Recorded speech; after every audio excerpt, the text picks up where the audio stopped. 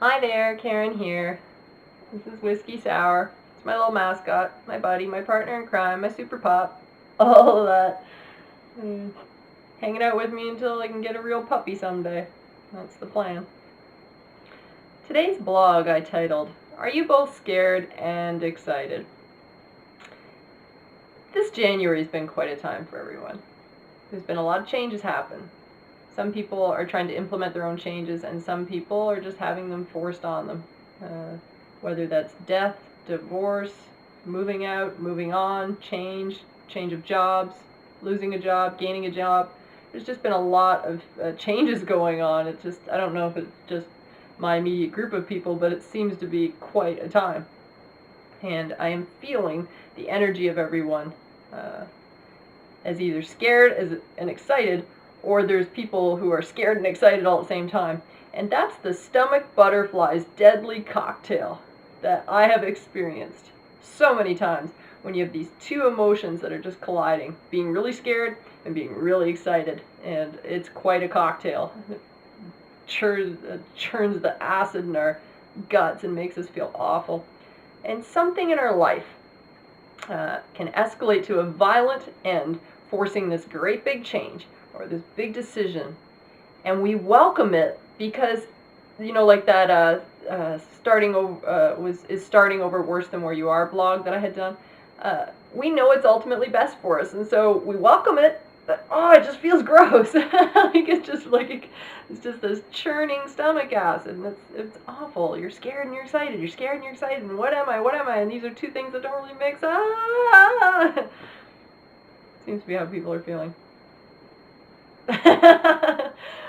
Without suggesting arson as a solution, I have seen what people have accomplished who have watched their homes go up in flames. One woman told me that the new home that her and her husband built was the most joyful, bonding experience that her family had ever had together. How cool is that? She said that they learned things about each other she never thought imaginable. And they said that they had fights. They argued. The house was full of tension. She said that she was constantly reminded of this ex-wife who had lived there before, her husband's ex-wife. She was constantly reminded by her, just from the decor and things that were going on around. And no, she did not set the house on fire to kill the ex's spirit or anything. But she did say one day she was sitting in her new kitchen after, the years of just rebuilding and everything. She was sitting in her new kitchen and she smiled at just how crazy everything was. And then she giggled, kind of an evil little giggle, that the ugly wallpaper, that floral wallpaper that she hated that the ex had put there or whatever, was now gone. So she just, she had to laugh at something. You just gotta laugh at something. And sometimes you have to incorporate this bit of silliness and laughter into it. Injected humor can at least take the stinger out, even if we still have to tend to the bite that's there. She said she wasn't sure if she ever became completely excited about working on the new home. She said the money was really tight throughout all that. The insurance didn't come through how it was supposed to, and they ate in all these weird places. They slept at strange family homes, and they were very overwhelmed by it all. She did, however, tell me that she was excited, but that she was scared and that she wanted to throw up all the time. Just constantly. Just felt gross. The thing about her situation, and when I look at it, it was temporary. And she had to view it as temporary. And there's something kind of cool about the word temporary. I know that you always hear me talk about how we're supposed to embrace every moment that we have and somehow try to take lemons and turn them into lemonade and all these things that you hear me talk about. There's something kind of cool about the word temporary once in a while, where, there are simply these things in life that we have to do, that we just don't want to do. Doesn't matter how good of a perspective we have on it. Doesn't matter how everybody tells us that these are awesome situations. There's just things that we just don't want to do, and we have to do them to facilitate change, and that kind of sucks. If you have to sleep on some lumpy mattress, in some weird house or in your grandma's attic or whatever for a while, then that's what has to happen. You know, that's the temporary thing you have to go through, and that's what has to happen. And I know this woman particularly, she had these two big German Shepherd dogs that she had to board them somewhere. And she said, they've never been boarded. They've never been away from the house. I raised them as pups. You know, she's like, she never had to do that. And she hated doing that. But it was temporary. It was just something that had to be done temporarily. They at least had a solution like that.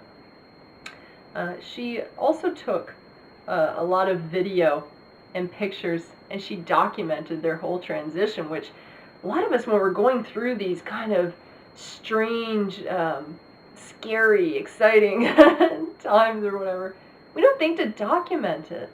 Because we think, oh, if we go to the beach with family, we'll document that. But she documented her whole transition. This is what I thought was cool. She then got together with her friends and organized the pictures and the videos into a presentation because she said she wanted to use all of her experience, whatever was going to happen, what a great attitude, to inspire other people. Think about that she could, essentially put together a website or a book or something that for people who lose their homes in a fire, maybe they can read that and feel some sort of inspiration. So I think it's good that we document it. And she documented all of it. She documented the good, she documented bad, and she documented the bad, and she documented the extremely ugly in all of this. And all of it was part of the experience. You know, we don't always get to choose what facets make their way into our experiences. I do love her lemons into lemonade approach, though. I thought that was pretty cool. It's hard to do at the time. You know, I've been through many things where I have not documented things, and I kind of wish I had. Another part of me is just like, whew, glad that's over. But if you can use these things to inspire other people, I think it's pretty cool. Some of the best artists, musicians in the world have documented their hardships, and many people who make it out to the other end wish they would have. Think about just some of your favorite lyrics on your favorite records that are out there. What if those people did not go through that and didn't document it for you? Because that's what songwriting essentially is documenting. If it's good songwriting, if you're just doing it for the wrong reasons, that's different. But how would you ever even know about these people? How would you know about these artists and stuff if they didn't document it? They potentially went through something that was really exciting and scary too in order to come up with something that could soothe your soul. That's pretty cool. Like when you crank it on your stereo in the bedroom, you know, they documented something in their life to share with you to soothe you. Now, maybe that's not their intent. Maybe they, like I know with me, when I write it, my intent is not to soothe anybody. It's usually just to soothe my own soul. But if I can use it to inspire later, boy, that's pretty cool. Now, the one thing I have experiences with is the deadly stomach butterfly cocktail that's in our body.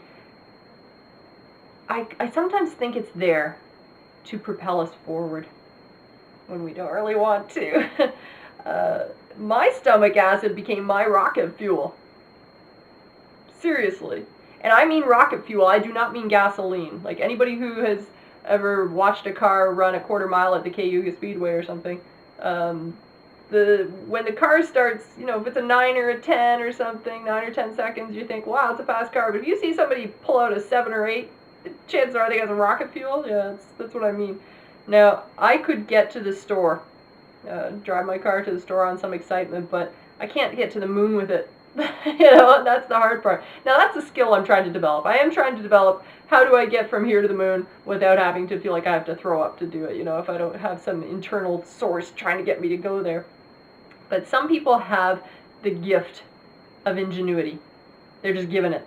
And they have the natural drive which gets them to the moon, if that is where they want to be. Now, others have to have a fire set under them to get there. But I think, wouldn't it be lovely if we could at least use this fuel? It's not ideal, but if we could at least use this fuel without the stomach cocktail, that would be a lovely thought, if we could do that. But if that's the fuel you're burning, use it. Why not? It's there. I vote use it to get it out of your hell and move into a different place of peace, if you have to. We have a lot of tools in our toolbox at our disposal, and I just say use what you got. Just use what you have.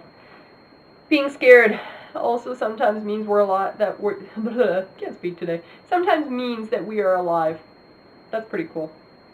It's our body's way of violently shoving us into the next place. And I remember saying this in a blog quite a while ago about how fear will sometimes assist animals in staying alive. But animals will react according to that driving instinct. They're very good at being in touch with their instinct and listening to it. So if fear kicks in, they know what to do with that, and they know then to ditch it. They don't stay fearful infinitely. They just use it to power their need to get out of there, and then they do it, and then they move on. And if we can get as in touch with our insides, I think that would be really good.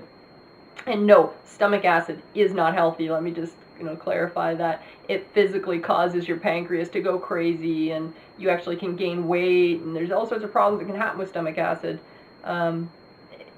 It's really hard on us, but it is there for a reason.